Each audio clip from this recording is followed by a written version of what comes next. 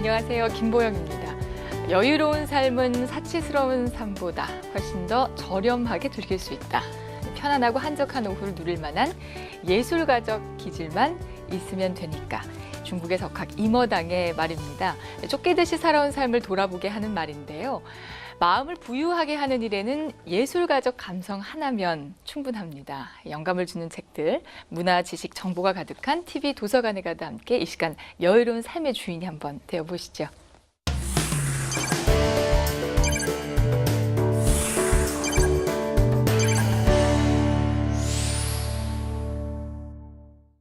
국회 도서관은 국민의 알 권리 충족에 앞장설 뿐 아니라 국회 입법 활동을 위한 최상의 법률 정보 서비스를 지원하고 있습니다. 그 중심에는 외국의 법률과 자료를 심도 있게 조사 분석하는 전문가들이 있는데요. 매주 주목할 만한 해외 법률과 정책을 국회 도서관의 전문가들과 함께 짚어보는 글로벌 입법 뉴스 시간입니다. 오늘도 두 분의 전문가가 자리해 주셨는데요. 먼저 소준섭 해외자료조사관이십니다. 안녕하세요. 안녕하십니까. 네, 박지원 법률자료조사관 나오셨습니다. 반갑습니다. 네, 안녕하십니까. 네, 자 먼저 소준섭 조사관님께서 준비를 하셨죠. 최근 중국에서 이 억울한 사건들에 대해서 이 기존의 이 판결을 뒤집고 무죄 결정을 하는 사례들이 잇따르고 있다고 하는데 어떤 내용인지요? 예, 지금으로부터 19년 전 당시에 불과 18살 청년, 남자 청년인 후거 지러투라는 그 내몽골 소수민족인데 네. 이 사람이 여자 화장실에서 시체를 발견하고 공안에 신고를 하게 됩니다. 네. 그런데 그 신고자가 범인으로 둔갑되면서 네. 단지 62일 만에 네. 총살로 사형을 당하게 되는데요. 네. 그로부터 9년이 지난 2005년에 진범이 잡혔습니다. 네. 공안들은 그 사건이 폭로되는 걸 두려워해가지고 네. 그 재판도 비공개로 열린 가운데 그 사건은 아예 다루지도 않았습니다. 작년 11월에야 비로소 재심 결정이 내려지고 네. 일사천리로 이루어지면서 무죄 판결이 받아졌고 그다음에 배상까지 결정이 됐습니다. 무죄 판결이 났군요, 결국에는. 62일 만에 일사천리로 사형이 집행된 것도 참 놀랐지만은 진범이 밝혀졌는데도 그 당시에 바로 이제 사실을 밝히지 않고 감췄다는 게 사실 더 놀라운 것 같아요. 보상금이 사실 문제가 아니라 참 억울하게 사망을 했다는 게 무엇보다도 안타까운 일이 아닌가 싶은데요. 그런데 최근에는 이렇게 가까스로 사형을 막은 뭐 그런 사건도 있었다고요? 뭐 예를 들어 처를 살인했다는 그 혐의로 네. 사형 언도를 받고 있었는데 7년 후에 죽었다던 처가 살아 돌아오면서 다시 무죄가 되는 경우도 있고 사망한 게 아니었군요. 예. 2006년에 중국 남부의 후지엔성에서 두 가정이 밥을 먹고 중독이 돼서 그중에 2명이 죽은 사건이 있는데 네. 공안들이 그 동네 식료품 가게 주인인 그 니엠빈이라는 사람을 독극물 투입 혐의로 잡아가서 이 사람을 이제 범인으로 특정을 하고 네. 그 후에 이 사건은 증거 부족이다 뭐 하면서 재심 환송으로 네. 이런 과정도 거치고 하면서 8년을 끌었습니다. 네. 그 과정에서 니엠빈이라는 사람은 사형 언도를 무려 4번을 받게 되는데 네. 이것도 작년에야 비로소 최종적으로 무죄를 판결받고 있습니다. 8년이라는 시간 참 얼마나 억울했을까 하는 생각이 드는데 그런데 왜 이렇게 중국에서 이렇게 그 무고한 사람이 누명을 쓰는 사건들이 빈발한다고 보시는지요? 그 아까 18살 그 내몽골 청년이 죽은 사건도 네. 그 공안은 네. 그 잡은 공안은 신속하게 범인을 검거했다는 상으로 아주 포상도 받고 그 후에 아주 고속 승진을 하게 됩니다. 네. 그리고 그 공안과 더불어서 검찰 그다음에 법원 그 관련자들도 전부 승진을 하면서 그 내몽골 그 해당 지역에 아주 요직에 네. 다 있으면서 진범이 잡혔어도 다 묻고 은폐시켜 왔던 거죠. 뭐 앞으로 중국에서 어떤 이런 비슷한 사례에 긍정적인 영향을 미칠 수도 있겠네요. 그렇죠. 이런 그 무죄 판결은 중국이 제청하고 있는 법제 시금석이라고도 할 수 있는데 네. 특히 이 시진핑 집정 후에 법치를 내세우면서 두드러지고 있는 현상이죠. 네. 이런 것들을 계기로 해서 앞으로 중국의 법치가 좀 업그레이드 되었으면 하는 바람입니다. 네, 그렇군요. 중국 소식 잘 들었습니다. 자, 다음은 미국으로 넘어가 보겠습니다. 박지원 조사관님이 준비하셨는데요. 작년에 제정된 캘리포니아주의 주법인데 대학교 캠퍼스 내에 성폭력을 방지하기 위한 법이라고요. 어떤 내용인지요? 예, 그 요새 국내에서도 대학 내 성폭력에 대해서 상당히 많이 보도가 되고 있습니다. 네. 이게 미국의 경우에도 대학교 1학년을 상당히 이러한 성폭력에 취약한 계층으로 분류를 하고 있습니다. 네. 왜냐하면 그때 바로 그 각종 파티가 집중이 되고 음주가 많아지는 그런 시기이기 그렇겠네요. 때문에 그런데요. 네, 예. 2007년 통계에 따르면 대학 내 성폭행의 어떤 50%가 8월부터 11월 사이에 집중된다라는 통계가 있습니다. 8월부터 11월. 11월이요. 예. 네. 그러니까 미국에 이제 신입생이 들어오는 그런 그렇네요. 시기하고 맞물려지는 거죠. 네.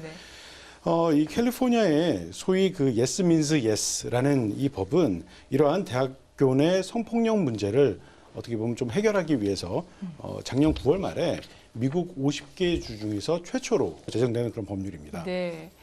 Yes means yes. 그러니까 yes라고 해야지 그게 Yes다. yes인 예, 거다. 뭐 예, 이렇게 예. 해석할 수가 예. 있을 것 같은데 예. 좀 더 구체적으로 설명해 주시죠. 보통 이제 미국 보통법상 그 성폭력의 구성 요건을 보게 되면 항상 그 동의에 의하지 않을 것, 즉 의사에 반할 것 이것을 이제 요건으로 하고 있는데요. 네.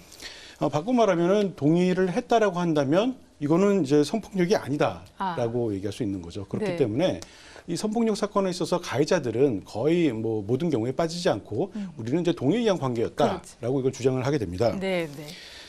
근데 이제 문제는 어떠한 경우에 동의를 한 거냐라고 볼 수 있겠냐라는 거죠. 그 기준이 참 애매하다라는 애매하죠. 거죠. 의사표시니까요. 그렇죠. 그래서 판단 기준이 다양한데 어떤 주에서는 no means no라는 기준으로 넘어가기도 합니다. 네. 이 no means no는 거부 의사를, 그러니까 no라는 의사 표시를 명백히 이렇게 했다라고 한다면 또 동의가 있었다라는 다른 반증을 아무리 제출을 한다라고 해도 이거는 확정적으로 노라는 게 증명이 된 거다. 그러니까 이거는 확실히 성폭력이 되는 거죠. 네. 이제 그렇게 보는 경우도 있고, 그다음에 일부 주에서는 뭐 yes means yes라는 제가 말씀드린 그런 기준에 의해서 오로지 적극적으로 그 의사를 구술이나 행위로 표현한 경우에만 네. 충분한 동의가 있는 것으로 본다. 이런 경우도 있습니다. 더 정확하게 말씀드리면 only yes means yes가 되는 네, 거죠. 네. 예. yes라는 어떤 명확하게 yes라는 명확한 표현을 해야지만 그래야 합의의 합의가 관계가 성립이 되는 된다. 거다. 이런 예, 예. 얘기인데 예, 예. 이전에도 이게 이 동의 여부를 판단할 때 기준이 됐었다고 말씀해 주셨는데 예, 예. 이번에 그러면 캘리포니아주에서 법률로 명시된 것은 처음인 건가요? 예, 50개 중에서는 처음이거든요. 법령에는 사실은 yes라고 돼 있지는 않고 affirmative consent라고 돼 있습니다. 언제 affirmative consent가 있었는지에 대한 정의 규정을 만들어 놓은 거거든요. 네. 그래서 이것은 이제 뭐 긍정적이고 의식이 있으며 자발적인 합의. 이 경우에 우리가 이제 그 affirmative consent가 있었다라고 얘기를 하는데 네. 이것에 의하면은 단순히 저항하지 않거나 아니면은 침묵하고 있다라고 해서 이걸 합의에 의한 관계라고 보지 않는다라는 거죠. 그리고 또 이러한 그 affirmative consent라는 거는 그 행위 동안 계속 지속돼야 되기 때문에 중간에 언제든지 이걸 처리할 수 있고요. 그리고 관련 당사자가 과거에 뭐 데이트하던 사이였다라든지 아니면 과거에 어떤 관계가 있었다라든지 이러한 것들은 합의에 의한 관계를 판단함에 있어서 전혀 고려되지 않는다라고 법률에서 명시를 하고 있습니다. 네. 자, 그럼 앞으로 이 캘리포니아주에서 일어나는 이 모든 성폭행 사건에서 이 yes means yes의 기준이 적용이 된다고 볼 수 있나요? 그렇지는 않습니다. 형법상 성폭력 사건에 적용되는 것이 아니고요. 네. 이 yes means yes 법은 교육법에 대한 개정 내용입니다. 그래서 보통 이제 학내에서 성폭행 사건들이 발생을 하게 되면 네. 학내 절차하고 이제 뭐 외부에서는 이제 그 형사 절차 같이 진행이 되게 되는데 학내 절차에만 적용이 됩니다. 그래서 학내 절차에서 뭐 판단을 할 때에는 네. 이런 좀 엄격한 기준에 의해라라고 하는 것이 yes means yes입니다. 네. 자, 지금까지 미국의 yes means yes 법에 관한 소식 잘 들었습니다. 자, 다시 중국 소식입니다. 소준섭 조사관님, 최근 중국 정부가 식품안전법 개정에 나섰다고 하는데 사실 우리나라에서도 그 중국의 식료품들을 상당 부분 수입을 하고 있잖아요. 우리도 참 예민하게 받아들여야 할 문제가 아닐까 싶은데. 네. 우리나라에도 현재 유전자 조작 식품이 아주 문제가 되고 있는데 네. 최근 개정된 그 중국의 식품안전법 그 내용에 네. 첫 번째가 유전자 조작 식품에 대한 그 강제적 표시 규정입니다. 콩을 비롯해서 옥수수, 토마토, 식용유 등 모두 17개 식품에 대해서 강제로 유전자 조작 표시를 하도록 했습니다. 네. 이런 위반 시에는 형사처벌은 물론 영업정지, 영업허가증 취소까지 하고 있습니다.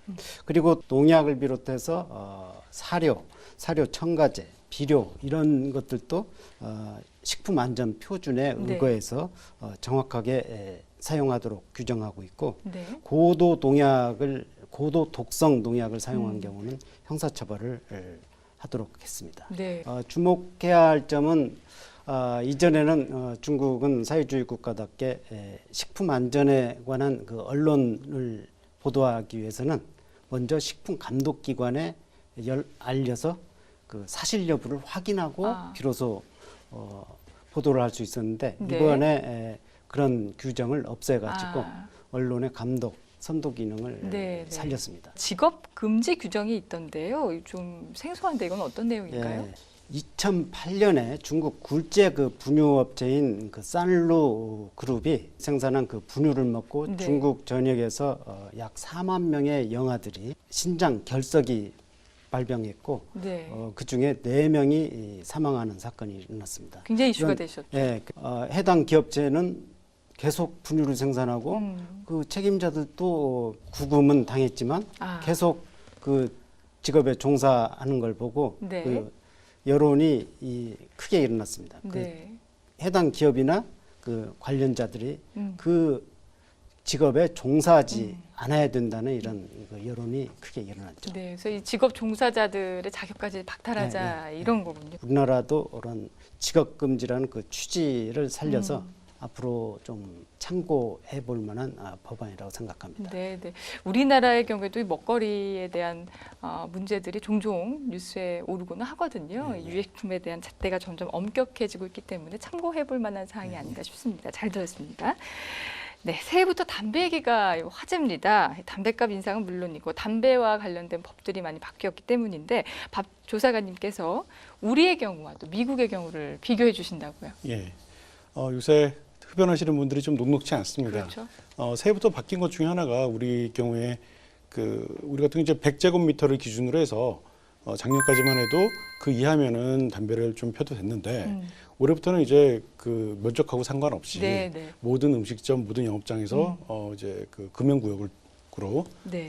되도록 되어 있습니다. 네. 또 담배 가격도 올해 많이 올라갔고요. 그래서 네. 뭐 뉴스에 보면 사재기 문제도 많이 나오고 뭐 또 그러다 보니까 또 담배값을 열어서 계비별로 파는 소위 그 까치담배에 대한 얘기들도 또 많이 나오고요. 네. 또 전자담배 문제도 많이 나오고 있습니다. 네, 네. 미국도 담배에 대한 규제가 이제 엄격하다고요? 담배 예, 예. 가격이 우선 궁금합니다. 어느 예. 정도 되나요? 근데 저희도 논란이 있는 거는 담배 가격을 올리면 금연율이 높아지느냐라는 거에 대해서 조금 그 논란이 아직은 있거든요. 그렇죠. 우리나라의 경우에도요. 네, 네. 근데 최소한 미국 같은 경우에 연방 차원에서는 그 담배 가격이 올라가야 소비가 줄고 금연율이 높아진다라고 하는 데에는 그 정책 방향이 이건 확실하게 이렇게 서 있는 것 같습니다. 네. 그 상관관계를 인정을 하는 거죠. 네. 가격을 올리는 것으로 가장 단순하고 효과적인 거는 이제 그 소비세를 올리는 것인데 미국의 특징은 이제 그 소비세를 올리는 것 이외에도 다른 여러 가지 복합적인 방법들을 쓴다라는 거죠. 네. 그래서 뭐 할인 판매를 금지한다라든지 아니면 소매점의 영업 허가료 자체를 올린다라든지 아니면은 그 주마다 담배 최저 가격법이라는 게 있습니다. 그래서 이런 것들을 시행한다든지 강화하는 방안 이런 복합적인 방안들을 통해서 담배 가격을 인상하거나 아니면 최소한 하락하는 것은 막고자 하는 그런 정책들을 취하고 있습니다.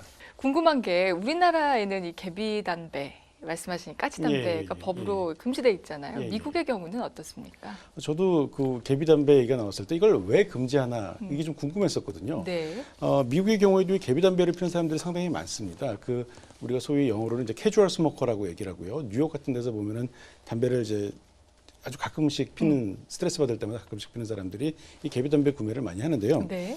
결론부터 말씀드리면 미국에서도 이 계비담배는 일단 금지되어 있습니다.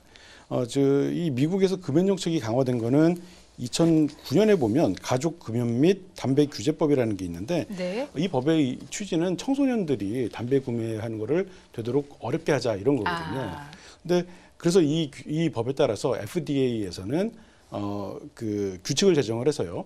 담배 제품을 오픈을 해서 작은 개비로 나눠서 판매를 하거나 네. 아니면 아예 처음부터 제조사가 한 갑에 20개비보다 작은 개수로 담배를 제조해서 팔아서 좀 청소년들이 싸게 접근하는 그런 것들을 이제 아예 막자 네, 이렇게 네. 되어 있습니다. 최근에 또 문제가 되는 것이 담배에 대한 대체제로 예, 전자담배. 전자담배. 요즘 많이들 우리나라에서도 예, 피우시더라고요. 예. 미국의 경우에도 이에 대한 규제를 하고 있나요? 그 아직은 아닌 것 같습니다. 네. 그 FDA가 현재 규제하고 있는 것은 일반 담배, 관련, 그다음에 이제 봉초 담배, 그러니까 말아서 피는 담배를 네, 얘기를 네. 하는 거고요. 그다음에 무연 담배인데 이건 아마 씹는 담배를 얘기하는 것 같습니다. 이것들을 지금 이제 규제의 대상으로 하고 있고요. 아직은 전자담배에 대해서는 그러니까 이거를 이제 뭐 일렉트로닉 시가렛이나 아니면은 뭐 베이펜 이런 식으로 얘기를 하는데 이건 아직 담배로 분류해서 규제하고 있지는 않은 것 같습니다. 네, 네. 다만 이제 유해성 자체는 지금 인정을 하고 있는 것 같고요. 그래서 현재 규칙을 제정 중에 있고요. 아마 조만간 전자담배도 일반 담배와 마찬가지로 규제하게 되지 않을까. 담배와 관련된 법률까지 오늘 다양한 법률에 대한 소식 잘 들었습니다. 두 분 감사합니다. 네, 감사합니다. 국회의원이 추천하는 책 이야기 국회의원 서재입니다. 먼저 화면으로 만나보실까요?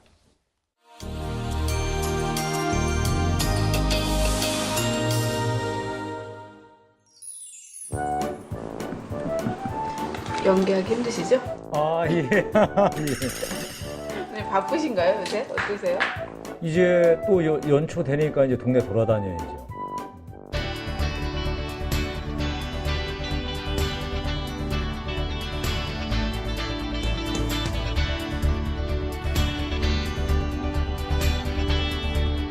새해가 되면 뭐 한 달에 책 한 권이라도 꼭 읽자 뭐 이런 다짐을 예. 하잖아요. 예. 의원님도 독서 계획이라든지 일단 그 한 달에 2권은 반드시 읽어야 되겠다. 새로운 신간, 그 세상의 흐름을 좀 이해할 수 있는 거 하나 하고, 예전에 읽었지만 지금은 기억이 가물가물한, 그렇지만 늘 보석처럼 빛나는 고전들.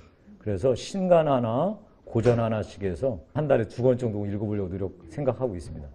그러면 오늘 소개하실 책은 어떤 책인가요? 예. 아마 그 우리나라 사람들한테는 조금 낯선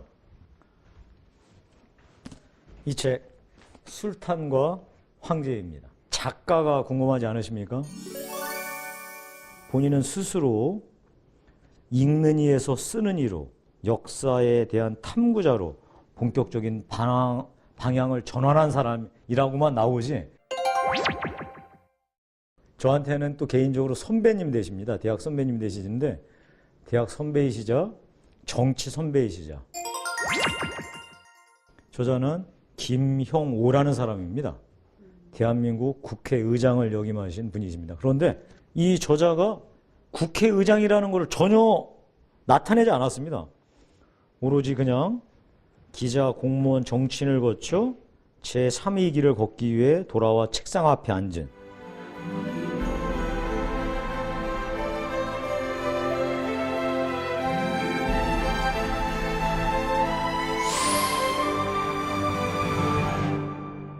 제목에서 보듯이 술탄은 이슬람 문명을 나타냅니다.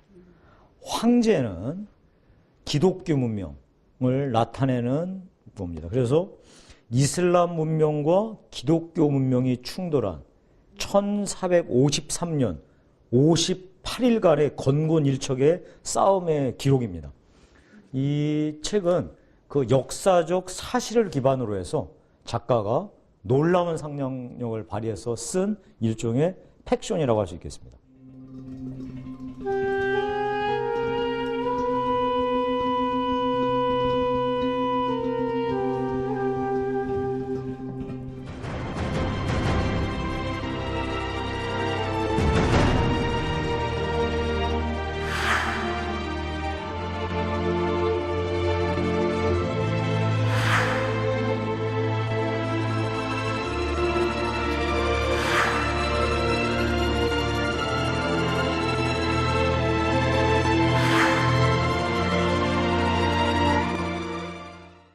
한 문명이 이제 무너지는 거죠. 그러니까 전쟁이라는 이름을 빌려서 이 저자는 문명이 무너져 내리는 모습을 한 사람의 내면을 이제 천천히 천착해 들어가면서 그 사람의 이 어떤 심경을 읽어내는 거죠. 600년 전의 일이 아닙니다. 아시다시피 600년이 지난 지금도 소국 기독교 문명과 이 이슬람 문명 간의 충돌을 목도하고 있습니다. 그냥 목도가 아니라 지구촌의 안정을 깨치는 가장 중요한 이 분쟁의 요인으로서 작동하고 있습니다. 그러니 참 얼마나 그러니까 즐기고도 모진 악연입니까? 참 정치하는 사람 입장에서는 정치가 잘못되면 나라가 망할 수 있구나. 나아가서 이 문명이 망할 수도 있구나. 라고 하는 그런 무거운 교훈을 제가 느껴가면서 이 책을 끝까지 읽었습니다.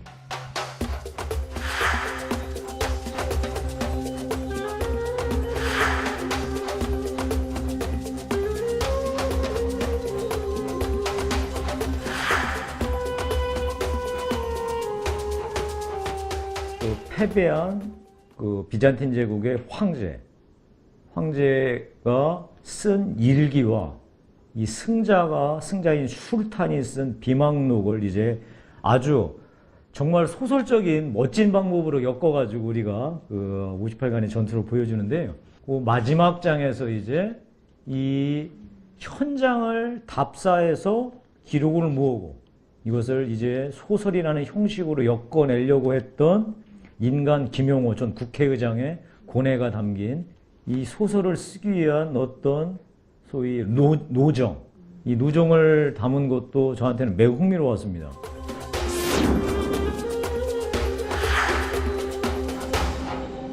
일단 콘스탄티누스 11세 황제는 이제 제국의 마지막 몰락을 이제 지켜보아야 했고 그것을 지켜내기 위해서 얼마나 많은 발버둥을 쳤겠어요.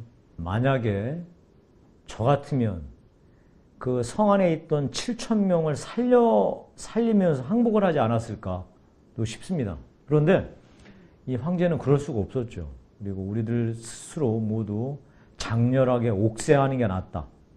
그 옥세하는 과정이 아주 상세하게 나오는데요. 정말 이게 눈물겹습니다. 8개월 전에 대한민국 사회에 비극이 있었죠. 배를 버리고 탈출한 선장이 있었습니다.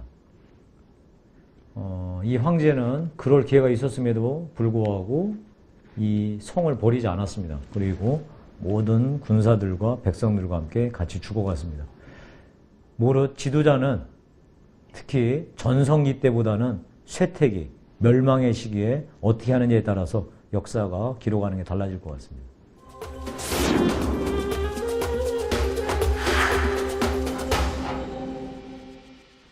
마호메드 2세, 불과 21살의 나이였습니다.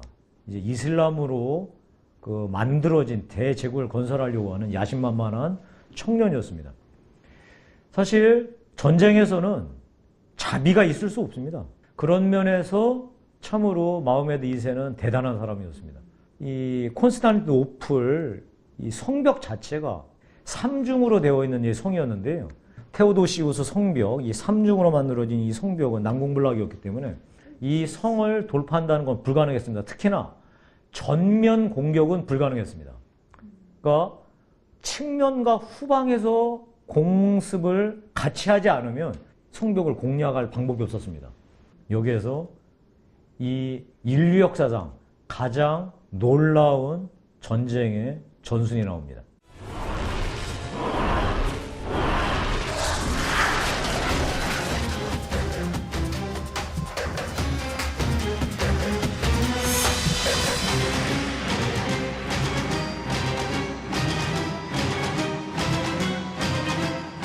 이거는 뭐 누가 상상할 수 있겠어요. 배를 지고 산을 넘어간다. 그러나 이 마호메드 2세는 그걸 강행했고요. 그래서 갈라타 언덕을 지나서 골든 바다에 배를 띄웁니다. 그리고 골든 바다에서 이제 이 테오도시우스 성벽의 후면을 치기 시작합니다. 그래서 그 초롱성 같던 테오도시우스 성벽이 점점 무너내죠. 드디어 58일 만에 완전 함락되는 겁니다.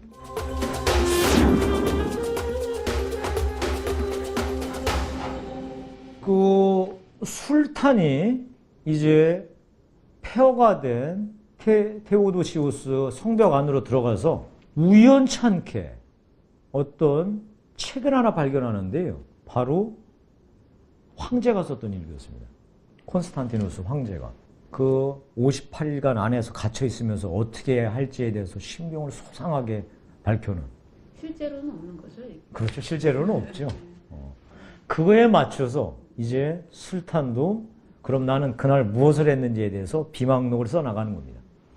그래서 그 두 가지를 이제 우리 독자들은 이제 비교해서 보는데, 예를 들면 이렇습니다. 배를 갈라타 언덕을 넘어서 골드온 바다에서 공격해 들어오는 마호메드 2세의 병사들을 봅니다. 기가 막히죠. 어떻게 저런 일이 있을 수 있을까? 황제는 이제 이렇게 얘기를 합니다. 이 전쟁이 결국 우리의 패배로 끝난다면 결국 이것은 하늘의 뜻일 수밖에 없겠구나. 저런 전술을 생각해내는 지도자와 저 전술을 수행해내는 병사들을 우리가 이기지 못한다고 하더라도 전혀 부끄럽지 않겠다라고 하는 것을 정말 소상하게 씁니다. 상상력이 대단하신 것 같아요. 그렇죠. 근데 그게 저는 충분히 일리가 있고 황제가 그렇게 했으리라고 생각을 합니다. 이 술탄은 아무리 정말 벼락 같은 포화를 퍼부어도 열리지 않는 테오도시고스 성벽을 보면서 본인 스스로가 놀랍니다. 나의 능력이 이것밖에 안 되는가? 나의 병사들의 용맹과 실력이 이것밖에 안 되는가? 그러면서 황제에게 친송을 보냅니다. 저 성을 지키는 지도자는 누구인가? 참으로 놀랍고 존경을 하지 않을 수 없다. 저는 이렇게 지도자들 간에 전혀 얼굴 한번 대면하지 않은 사람임에도 불구하고 상대방의 실력을 높이 평가하면서 존경을 하는 이런 모습을 보면서 어떤 거인들의 이런 풍물을 느끼면서 멋진 어떤 감정을 가졌던 어떤 느낌이 있습니다. 예.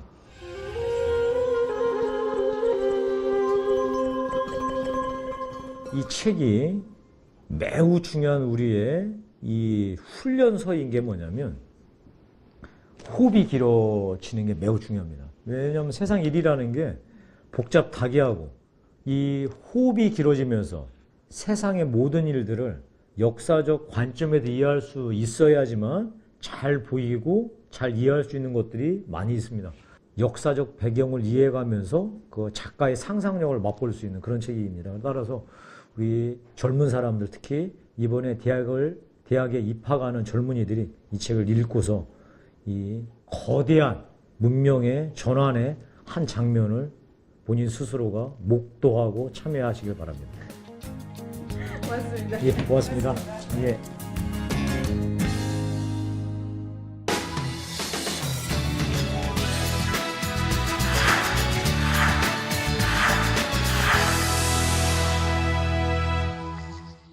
국회 도서관 서평위원회가 선정한 책을 전문가의 해설로 만나보는 시간이죠. 도관전평입니다. 네, 오늘은 어떤 책이 기다리고 있을지 궁금한데요. 준비한 화면 먼저 함께 보시죠. 18세기 프랑스 사람들은 어떤 책을 읽고 살았을까? 미국의 유명한 학자 로버트 단턴은 그 의문을 해결하기 위해 스위스의 한 출판사를 찾아간다. 프랑스 각지에 책을 공급하던 출판사. 단턴은 이곳 다락방에서 150년 전의 주문 편지와 장부책을 보게 된다. 이후 25년간 이 문서를 분석했고 흥미로운 사실 하나를 발견한다. 당시 대중들에게 가장 사랑을 받았던 책이 계몽서적이 아니라 포르노 소설, SF 같은 소설이었다는 것.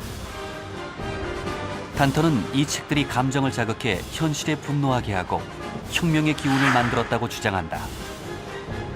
책과 혁명을 통해 18세기 당시 출판과 독서 풍경을 만나본다. 화면으로 보셨듯이 오늘 도관전평이 선정한 책은 책과 혁명입니다. 책 이야기 함께 나눌 전문가로 국회 도서관 박찬흥 독도자료조사관님 나와주셨습니다. 박 조사관님 어서 오세요. 네, 반갑습니다. 안녕하세요. 반갑습니다. 네. 근데 이제 도서관에서 일을 하시다 보니까 아무래도 책을 접할 일이 많으실 거 아니에요. 어떠세요? 독서 많이 하세요? 글쎄요, 아무래도 이제 업무와 관련된 책들을 좀 많이 보는 편이고, 그래서 독도라든가 주로 한일 관계 이런 책들을 많이 보고, 제가 원래 전공이 역사니까 역사 관련된 책, 그다음에 이제 뭐 논문을 쓴다거나 뭐 그런 관련된 책들을 좀 많이 보는 편입니다. 네. 네. 오늘 함께 얘기 나눠볼 책은 책과 혁명입니다. 네. 예. 뭐 독도와 관련된 책은 아닙니다만 어떤 내용인지 궁금해요. 대략적인 소개 좀 부탁드립니다.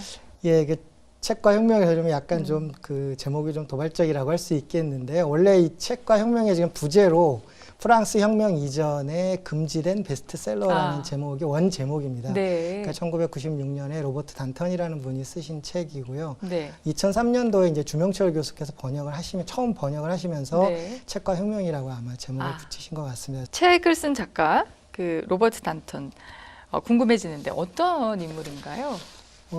흔히 이제 로버트 단턴은 책의 역사가다라고 하는 그런 평가를 많이 듣는데요. 미국의 역사학자고 네. 하버드 대학교를 졸업을 하고 그 영국의 그 옥스포드에서 박사학위를 받은 분입니다. 뉴욕 타임즈에서 잠깐 이제 기자 생활을 하다가 네. 1968년부터 2007년까지 프린스턴 대학에서 유럽사를 강의를 하셨는데 그 사이에 한 15년 정도 그 옥스퍼드 대학교 출판부 이사, 그다음에 프린스턴 대학교 출판부 편집장, 네. 그다음에 뉴욕 공공도서관 이사 같은 이런 책에 관련된 책의 유통과 저널 관련된 그런 그 일을 오랫동안 하신 분이고요.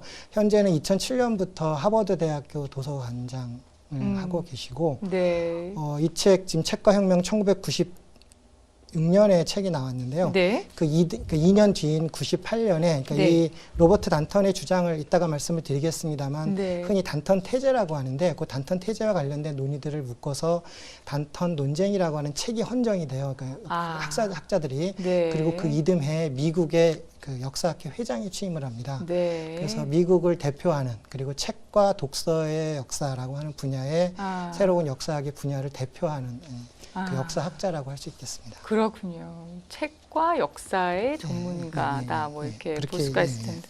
이 작가가 보니까 이전에 썼던 책들도 보니까 18세기에 유독 주목을 한 책을 많이 내셨더라고요. 이 로버트 단턴이라는 작가가요. 근데 또 하필이면 왜 금서였는지 그것도 좀 궁금합니다. 아마 18세기에 주목을 했던 거는 이제 18세기에 이제 프랑스 혁명 때문에 아마 그랬던 것 같고요. 네. 프랑스 혁명이 어떻게 왜 발생했는가를 찾아가는 과정에서 계몽주의의 영향 때문에 다시 말해서 계몽주의가 널리 퍼져가지고 그것으로 인해서 앙시앙 레짐을 무너뜨리고 프랑스 혁명이 기원됐다라고 하는 뭐 그런 거에 관심을 가졌던 것 같고요. 네. 본래 이거에 대해서 제일 먼저 이제 초창기 연구로 얘기할 수 있는 게 다니엘 모르네. 뭐 책과 혁명의 서문에도 나오고 제가 서평에도 썼습니다만 네. 다니엘 모르네가 1933년에 프랑스 혁명의 기원이라고 하는 책을 쓰는데 거기에 보면은 프랑스 사람들은 당시에 어떤 책을 읽었는가라고 하는 걸 조사를 쭉 하면서 네.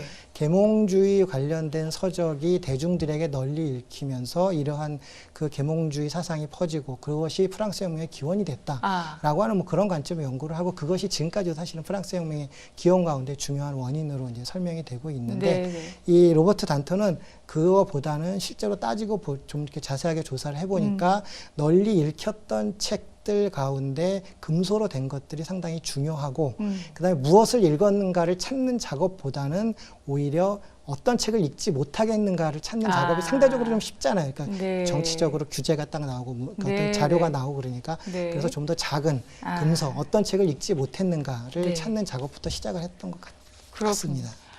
그런데 이 로버트 단턴 이 저자가 수백 년 전의 금서잖아요. 네. 그것을 어떻게 찾아냈을지 그것도 참 대단한 것 같아요. 아마 역사를 연구하는 사람의 관점에서 봤을 때 굉장히 운이 좋다라고 할 수 네. 있을 것 같은데요. 원래 이 지성사라고 할까요? 근데 그 역사, 이 책의 역사 관련해서 미국 학계는 유럽에서 약간 변방이라고 합니다. 그런데 당시에 1965년이니까 이 로버트 단턴이 26, 7살 때인데요. 그 뇌사텔 출판사에 있는 그 뇌사텔 주에 가가지고 그 다락방에서 네. 약 5만 권에 달하는 편지와 몇 권의 장부를 우연히 찾아내게 됩니다. 그래서 네. 그 장부를 찾아내서 거기서 어떤 책들이 프랑스 전역으로 유포가 됐고 팔렸고 가장 인기 있는 책은 어떤 책인지 하는 것들을 조사를 하게 됐는데 네. 대단한 거는 그 이후에 약 25년 동안 매년 여름방학은 물론이고 안식년을 다 투자해서 그 다락방에 있는 5만 건에 달하는 네. 자료들을 다 분석 정리해가지고 네. 그 이 책을 쓰게 된 겁니다. 그러니까 개인적으로 보면은 굉장히 운도 좋았을 뿐만 아니라 그 열정도 대단한 그렇네요. 거죠. 그래서 그 결과물로 나온 게 바로 이 책과 혁명이라고 할 수 있을 것 같아요. 책이 총 4부로 되어 있는데 일부가 금지된 문학과 문학 시장입니다. 여기에 보면 흥미로운 금서 목록들이 등장을 하고 있는데요. 네. 어떤 책들이 소개되어 있는지 잠깐 좀 말씀해 주시죠. 그 로버트 단턴의 전체 평생의 연구를 이제 모아놓은 책이거든요. 그래서 아픈 유통 구조를 설명하고 중요한 책을 소개하고 이렇게 했는데 그 앞부분에 이제 금서 목록이 나오는데 금서 목록에는 우리가 지금 알려지지 않은 현대 알려지지 않은 책들이 많다고 합니다. 그래서 네. 그 여기 지금 많이 이제 대표적으로 세 개를 들어놓고 있는데 계몽사상가 테레즈, 네. 그다음에 2440년 디바리 백작 부인에 관한 일화 이렇게 세 가지를 크게 이제 소개하고 있는데 이거 이외에도 뭐 루이 15세의 사생활이라든가 그다음에 뭐 그 기독교 실상이라든가 네. 뭐 등등의 네. 관련된 그 제목들에 좀 알려지지 않은 책들이 많이 그 금서와 베스트셀러 목록으로 소개가 되어 있습니다. 네.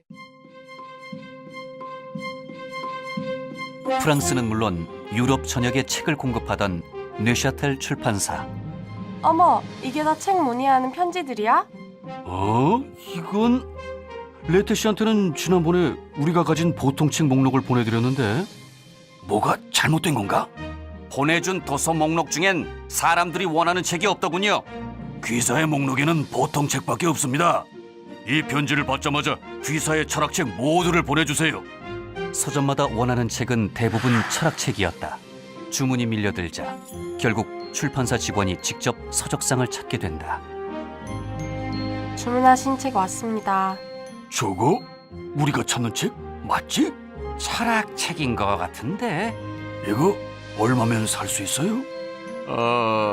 원하는 사람이 너무 많아서 가격이 좀 비싼데.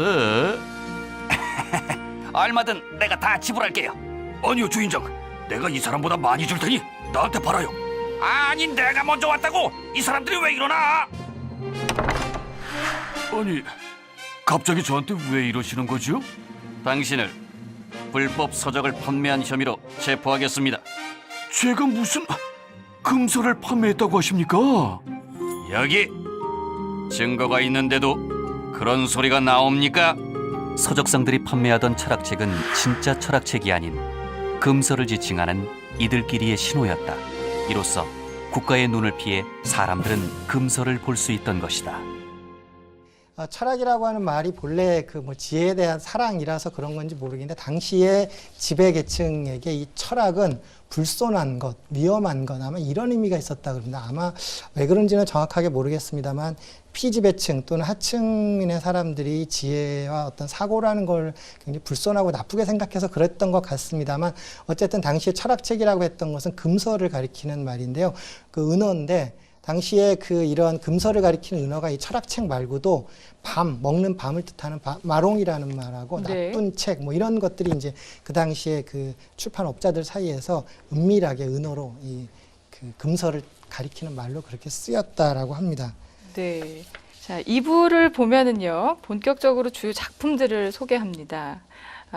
인상적인 것들 몇 가지 꼽아주신다면 어떤 것들이 있나요? 제일 재미있는 얘기는 좀 야한 얘기가 될 수가 있을 텐데 계몽사상가 테레즈 편에 보면은 이제 여기서 이제 지금 책을 3개를 소개하고 있는데요. 네. 계몽사상가 테레즈하고 2440년하고 디바리 백작 부인에 관한 이야기 이렇게 3가지가 있는데 아마 하나의 그 범주에서 하나씩 골랐던 것 같아요. 그래서 처음에 계몽사상가 테레즈 같은 경우는 포르노그라피라고 할 수 있는 네. 그러한 성격을 갖고 있고요. 그다음에 2440년은 공상소설인데 이 700년 뒤에 세상에 가서 18세기 프랑스에 있는 부조리한 사회 정치 것들이 모두 다 사라져버린, 그걸 다 부정해버리는 굉장히 그런 의미가 있고요. 네. 그 다음에 그 디바리 백작 부인에 관한 일화라고 하는 그거는 네. 정치적인 비방 문학이라고 하는데, 왕실 정치를 하나의 그 왕과 왕비의 사생활 같은 거로 추문으로 이렇게 설명을 하는 그런 거를 대표작으로 이렇게 쭉 뽑고 있는데, 네. 그 중에 지금 계몽사상가 테레즈 같은 경우는 좀 이렇게 여기서 이제 비판하는 것들이 정치 권력이기도 하고 다른 그 당시에 그 제일 힘이 셌던 게 종교 권력이니까 신부와 그 신부가 어떤 그 여성과의 성관계 장면을 보여주는 네. 그런 장면들이 있어요. 그래서 뭐 치마를 뒤추고 뭐 엉덩이가 어떻고 뭐, 네, 네. 뭐 모양이 어떻고 색깔이 어떻고 묘사를 예, 이렇게 묘사를 하는군요. 아주 자세하게 그 다음에 그거를 또 묘사하는 장면이 성관계 장면을 그 여기 보면 이제 사파가 나오는데 사파 제목이 네. 디라그 신부는 성 프란체스코의 끈 끈을 에라디스 양에게 갖다 댔다라는 그런 제목인데 이 끈이라고 하는 네. 남자의 이제 성기를 가리킵니다. 그렇죠. 네. 그래서 그 끈을 이제 끈이 느껴진다는 등 그런데 그 과정에서 그 얘기하는 게 뭐 성 프란체스코를 자기가 느낄 수 있다는 등 다시 말해서 네. 육체적인 결합을 어떤 종교적인 어떤 황홀경 같은 경우로 이렇게 막 치환시켜가지고 은유적으로 설명하는 듯 하면서도 네. 굉장히 보는 사람으로 하여금 이렇게 약간 좀 이렇게 성적인 네, 흥분을 네. 불러일으킬 수 있도록 하는 그런 장면들이 이 계몽사상과 테레지에 굉장히 많이 묘사가 되어 있습니다. 네. 작가가 독특한 주장을 합니다. 금소가 이제 혁명을 일으켰다 이렇게 이야기를 하는데 그 무슨 말이죠?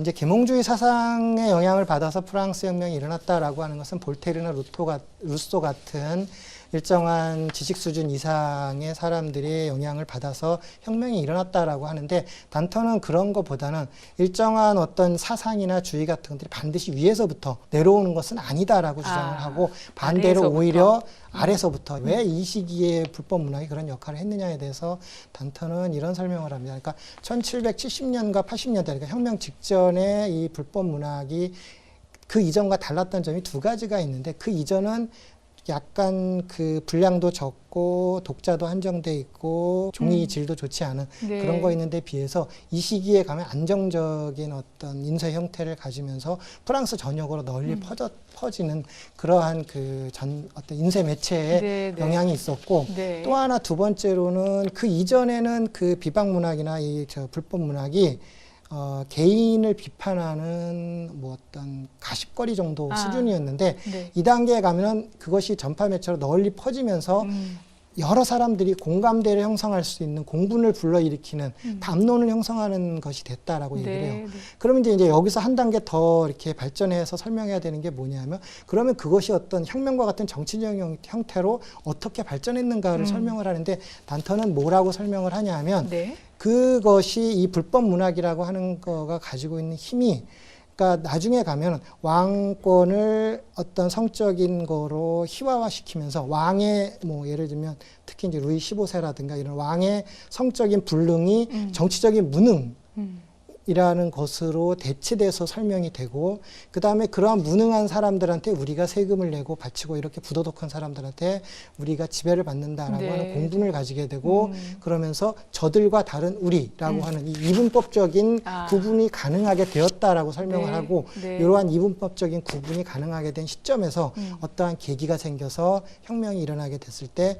그것이 정치적으로 표출되는 것이 성공했다라고 이제 단턴은 설명을 하고 있고 이게 네, 바로 네. 단턴이 그 얘기하는 단턴 태제라고 하는 거죠. 그래서 다시 한번 정리를 하면 앙시앙리즘이라고 하는 것을 무너뜨리는 이 프랑스 혁명은 계몽주의 사상가들이 미래는 이런 세계다라고 해서 전망을 해가지고 전망을 하는 것이 아니라 앙시앙리즘을 무너뜨리는 어떤 과정 속에서 이해해야 된다라고 단턴은 주장을 하는 것이죠. 그런 이게 내용입니다. 그렇군요. 근데 이제 금서가 말씀하신 대로 프랑스 혁명에 어떤 영향을 미쳤다라는 이런 주장은 사실 다른 그 학계나 이런 문단에서 비판적인 평가를 받을 수도 있겠다라는 생각이 들거든요. 어땠나요? 그 비판론자들이 크게 이제 두 가지를 주목을 하는데 하나는 이제 그 자료에 대해서 금서와 같은 그러니까 금지된 서적이라고 하는 주변부적인 거를 가지고 정치적인 그런 걸 그 어떤 핵심적인 얘기를 지성사라든가 이런 거를 설명을 할 수 있겠느냐. 그리고 아까 말씀드린 대로 아래로부터 뭐 그 사람들이 많이 즐겨 읽은 이 금지된 베스트셀러라고 하는 이 이른바 그 밑에서부터 올라오는 네. 이데올로기 이런 것을 좀 싫어하는 사람들은 네, 되게 네. 비판적으로 네. 보고 있고요. 예, 보다 더 이제 이 단턴에 대한 비판이 좀 이렇게 적극적으로 이렇게 제기될 수 있는 게 이제 정치사적인 설명이 좀 부족하다. 예를 들면 아까 단턴은 프랑스 혁명의 지적인 기원은 미래를 어떤 그 계몽사상과 같은 것이 하나의 어떤 다음 세계에 대한 어떤 전망을 제시함으로써 발생한 것이 아니라 구체제를 무너뜨려가는 과정으로 이해해야 된다라고 했는데 네. 불법 문학이 기존에 있는 구체제 앙시앙리즘을 무너뜨리고 흔드는 데는 성공했다라고 하지만 혁명이라고 하는 어떤 새로운 사회를 만들어 나가고 거기서 시민의회를 만들어내고 어떤 선언서를 만들어내는 이러한 어떤 과정과 과연 직접적으로 어떻게 연결될 수 있겠는가라고 하는 이 정치사적인 네. 설명이 좀 부족하다라고 하는 거에 대해서는 지속적으로 제기가 되고 있고 단턴도 그 부분에 그 부분에 관해서는 계속 좀 고민을 좀 하고 있는 것 같습니다. 그렇군요.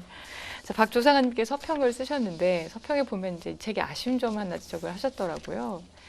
어떤 점이 아쉬우시던가요? 예. 그 이제 원문을 읽을 때 느낌은 이제 결국은 그 당시 18세기의 사람들이 이 책을 읽으면서 어떤 생각을 하고 어땠을까라고 느끼는 건데 2부에 이제 보는 사파 같은 것들이 있고 설명이 나오는데 그것이 이제 4부에 있는 그 원문에는 그 부분이 좀 이렇게 없어요. 그래서 원문을 읽으면서 그게 같이 있으면 결국은 이 당시에 그 가장 주요한 이 불법 문학이라고 그럴까요? 그러한 책들의 특징 중에 하나가 엿보기 문학이라고 해가지고요. 네. 이렇게 열쇠 구멍으로 엿본다거나 누가 이렇게 성관계하는 장면을 몰래 본다거나 이런 장면들을 이렇게 그림으로 그 설명하는 문장 옆에 그림으로 이렇게 그려놨거든요. 그러니까 네. 동시에 이걸 보면서 그걸 느낄 수 있도록 해놓은데 그런 사파들이 그 이야기와 같이 있는 부분이 있는데 그거가 사파가 이 앞쪽에 있어서 아마 다시 안 했던 것 같은데 그거는 네. 좀 아쉽게 좀 생각이 듭니다. 구성, 왜냐하면 구성상. 있었으면 네. 좀 더 그 느낌에 가깝게 볼 수 있지 그렇겠네요. 않았을까 네, 이런 네. 생각을 좀 할 수 있을 것 같습니다. 네. 저는 로버트 단턴의 책과 현명, 도관 전평에서 자세하게 들여다봤는데요. 자, 마지막으로 이 책이 우리에게 던지는 메시지, 그리고 이 책을 읽으려고 마음먹은 독자들에게 들려주실 이야기가 있다면 마무리 말씀 마지막으로 한 말씀 부탁드립니다. 예, 뭐 메시지라고 하면 일단 그 하기에는 좀 너무 거창하고요. 일단 이 책을 읽으려고 하시는 분들이 책을 읽을 때 앞에서부터 읽어야 된다라고 생각하시면 안 될 그렇죠. 것 같고요. 이 책은 예. 뭐 다른 이제 두꺼운 책이 이제 분량이 좀 있기 때문에 네. 일단 4부에 있는 원문을 좀 먼저 읽어보라고 권해보고 싶어요. 그리고 2부에 있는 그 책에 대한 설명을 좀 보시고 그 다음에 이제 앞에 1부의 이제 유통은 어땠다, 어떤 불법 문학이 있다라고 하는 것, 그다음에 3부 같은 경우 좀 전문적인 얘기니까 그건 좀 전문적인 더 관심 있는 분들이 좀 보시면 될 것 같고요. 이 책에서 그 로버트 단턴이 이야기하고 싶은 거는 독서가 가지고 있는 힘이라고 할까요? 그것이 결코 작지 않다. 지적인 전통이 결국 이제 책을 통해서 18세기 프랑스 혁명이 일정하게 기여하는 부분이 있다면 그것은 불법 문학이다라고 하는 그런 메시지거든요. 근데 우리가 지금 요새의 그 책과 그러면 독서의 역사라고 했을 때 그것은 지금은 또 여러 가지 책과 다른 매체 독서할 수 있는 것들이 있으니까 다른 형태의 전달 매체가 가지고 있는 힘은 무엇일까를 고민하는 뭐 그런 것들을 이 책을 통해서 다시 한번 생각해 볼 수 있는 시간이 됐으면 좋겠습니다. 네. 좀 전에 조사님께서 아쉬운 점 지적해 주신 대로 2부의 사파와 4부의 원문을 좀 함께 이렇게 보는 것도 좋은 팁이 될 수 있을 것 같네요. 네. 자, 오늘 도관전평 책과 혁명을 통해서 책을 바라보는 새로운 관점을 느낄 수 있었던 시간 아니었나 싶습니다. 오늘 시간 내주셔서 감사합니다. 고맙습니다. 감사합니다.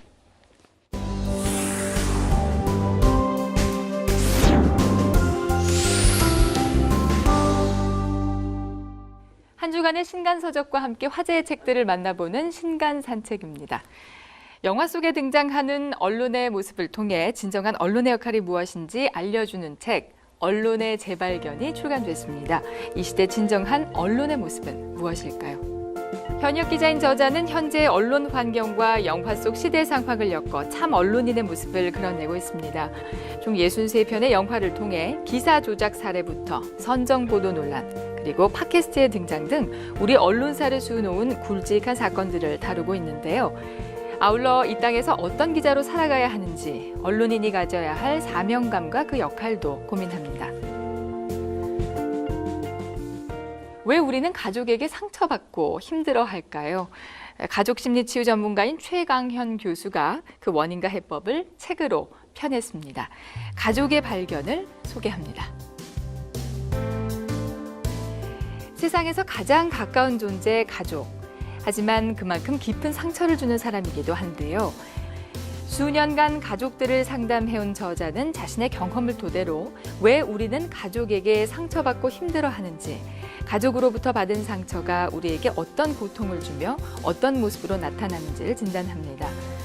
다양한 가족들의 사례를 통해 어떻게 그 상처를 치유해야 하는지, 가족에게 상처받지 않는 법에 대해 속 시원한 답변도 내놓는데요.